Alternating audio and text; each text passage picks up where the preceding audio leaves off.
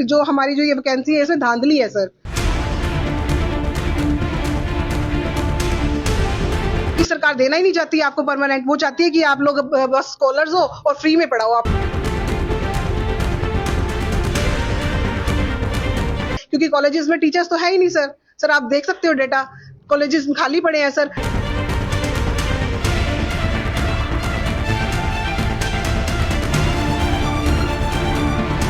भूख हड़ताल पे भी बैठे हैं। इसके बाद सर अब हम एचपीएससी को भी घेरेंगे सर।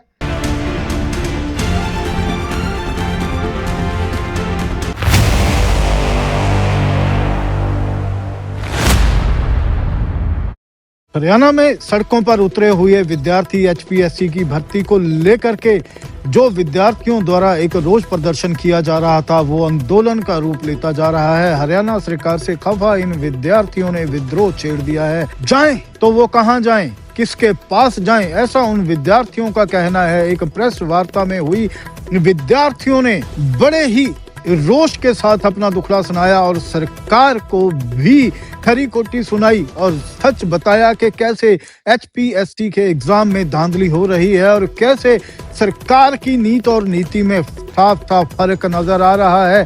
और ऐसे ही सरकार क्यों धांधलियां करती हैं ये आज तक समझ नहीं आया।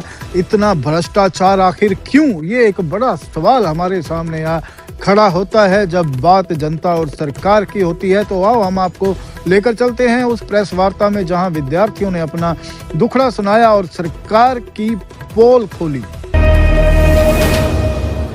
हरियाणा का बच्चा जाए कहाँ?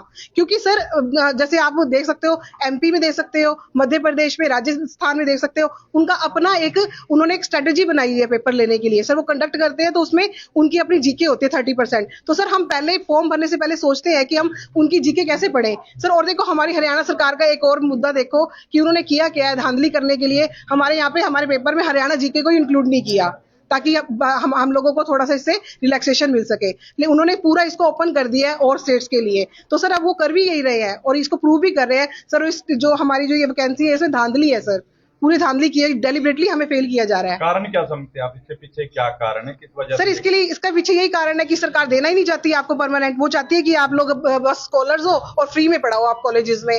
सर 2-3 दिन के बाद ही सर हमारा जब रिजल्ट आता है उसके 2-3 दिन के बाद ही ये आ जाता है, न्यूज़पेपर की क्लिप में आता है और डीएचई ये डेटा प्रोवाइड करा रही है कि हम इन स्कॉलर से पढ़ाएंगे कॉलेजेस में, क्योंकि कॉलेजेस में टीचर्स तो है ही नहीं सर। सर आप देख सकते हो डेटा, कॉलेजेस खाली पड़े हैं सर। अब मेरे साथ कितने मेरे जो कलीग्स हैं उन्होंने बताया है कि हम पहले एक दिन तो करनाल में पढ़ाते हैं और 2-3 दिन के बाद हम निसंग जाते हैं, असंध जाते हैं सर। ये तो हमारे यहाँ पे एजुकेशन सिस्टम चल रहा है सर। आपने कहा अदर स्टेट के, कहाँ के ज्यादा बच्चे आए सर? राजस्थान के हैं, पंजाब के हैं, मध्य प्रदेश के हैं, अदर स्टेट्स के हैं सर।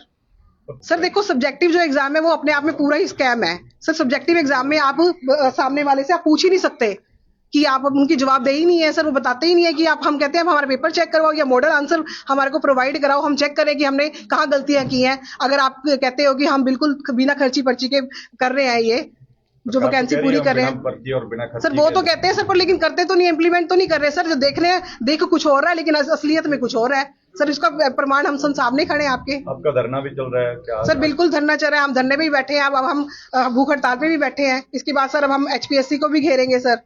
सर हमारे लिए हरियाणा जो एचपीएससी का जो हमारा वो है ना एचपीएससी के जो आलोक वर्मा जी हैं वो बिहार के हैं सर। वो बिहार के सर, उनके हमारे लिए क्या उनका इमोशनल सेंटीमेंट है सर? हमारे बारे में थोड़ी सोचेंगे हरियाणा के बारे में सर। वो चाहते हैं कि इसको बिहार बना दें और हम बनने नहीं देंगे सर बिहार। हम हरियाणा का यूथ इतना कमजोर नहीं है कि हमारा जो हरियाणा इसको नीचे ले आए। कोई भी रणनीति क्या रहेगी आपकी? सर हमारी ये रणनीति रहेगी, हम इसके लिए पूरे डट के लड़ेंगे जब तक सरकार हमारी बात नहीं मानेगी। या तो फिर हम मरेंगे या फिर हम अपना हक लेके जिएंगे।